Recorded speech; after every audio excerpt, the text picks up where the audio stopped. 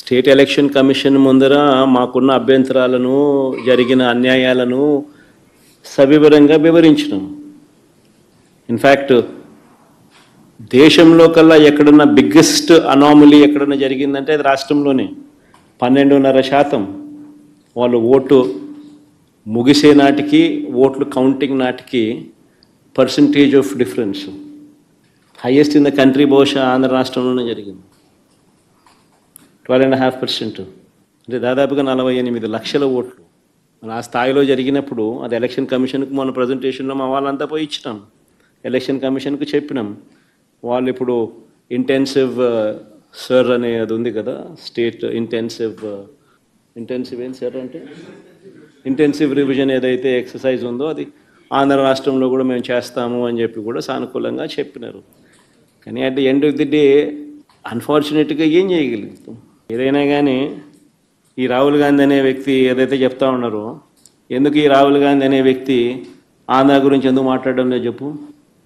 చంద్రబాబు నాయుడుతో హాట్లైన్లో టచ్లో ఉన్నాడు కాబట్టి మాట్లాడడం. ఎందుకు ఈ Andhra incharge national spokesperson మనిషోడు మాణిక్యం ఠాకూరా అడేపొద్దన్న చంద్రబాబు నాయుడు గురించి మాట్లాడినాడా? ఏపొద్దన్న ప్రజాస్వామ్యాన్నిలో ఇంత కూనీ చేస్తా అంటే ఏమైనా క్వశ్చన్ చేసినాడా? చంద్రబాబు నాయుడు ఇన్ని స్కాములు చేస్తున్నాడు, కంటి ముందర కనపడుతుంది.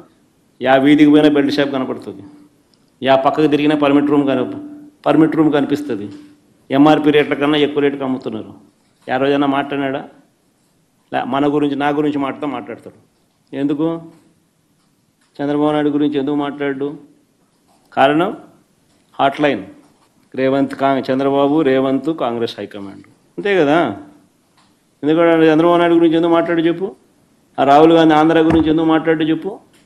ఆంధ్రాలో అంతకన్నా పెద్ద జరిగింది కదా, ఇక మాట్లాడుతూ అన్నారు స్కాములు, ఎలక్షన్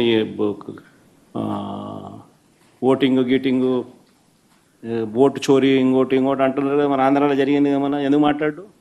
12.5% మాట్లాడు. ఎందుకంటే హాట్లైన్ చంద్రబాబు నాయుడు, రాహుల్ గాంధీ, రేవంత్ రెడ్డి, ఇదో పార్టీలు